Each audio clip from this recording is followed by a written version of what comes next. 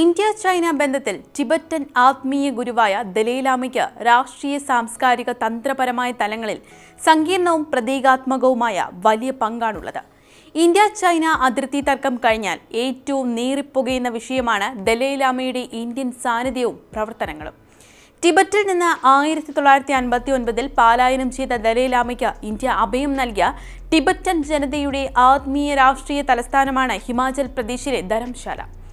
ഇവിടം കേന്ദ്രീകരിച്ച് ദലൈലാമ സ്ഥാപിച്ചിട്ടുള്ള സെൻട്രൽ ടിബറ്റൻ അഡ്മിനിസ്ട്രേഷൻ അവരുടെ ആവശ്യങ്ങൾ ഉയർത്തിപ്പിടിക്കുന്ന സർക്കാർ തന്നെയാണ്.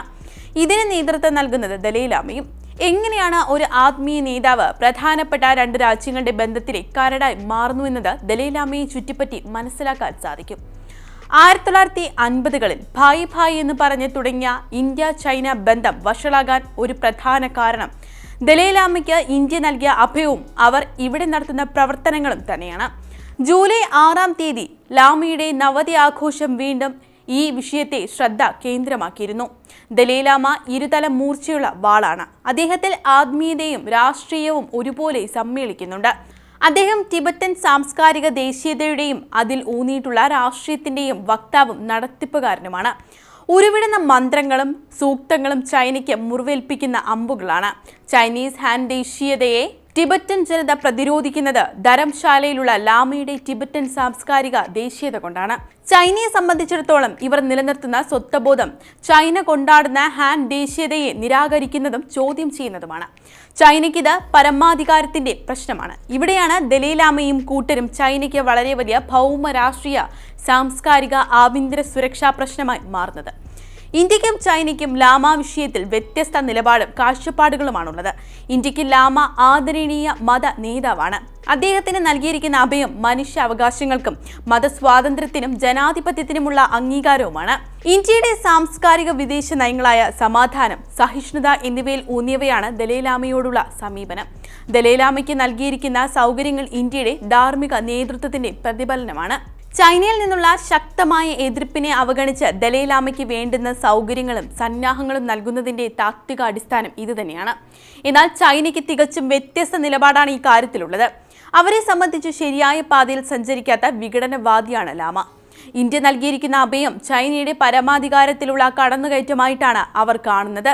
അതുകൊണ്ടാണ് അദ്ദേഹത്തിന്റെ ഇന്ത്യയിലെ പൊതുപ്രവർത്തനങ്ങളും അരുണാചൽ പ്രദേശ് ഉൾപ്പെടെയുള്ള പ്രദേശങ്ങളിലെ സന്ദർശനത്തെയും ശക്തിയുക്തം എതിർക്കുന്നത്. ടിബറ്റൻ പ്രദേശം ചൈനയുടെ അധീനതയിലാണെങ്കിലും ടിബറ്റൻ ബുദ്ധിസത്തിന്റെ ആത്മാവ് കുടിയിരിക്കുന്നത് ഇന്ത്യയിലാണ്.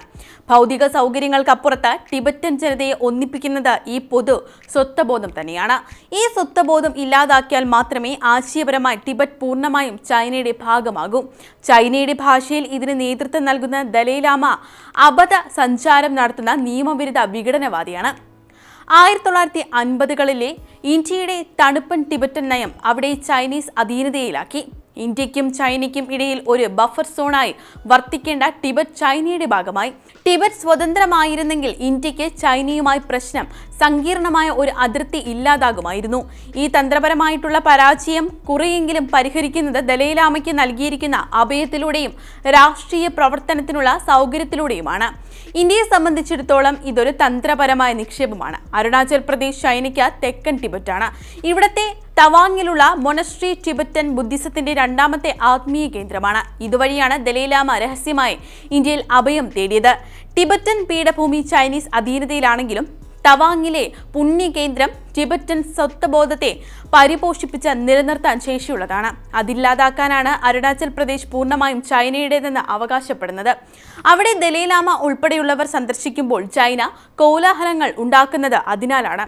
ഈ സങ്കീർണമായ രാഷ്ട്രീയ സാംസ്കാരിക സംഘർഷം ദലൈലാമയുടെ നവതി ആഘോഷത്തോടുകൂടി വീണ്ടും സജീവമാവുകയാണ്.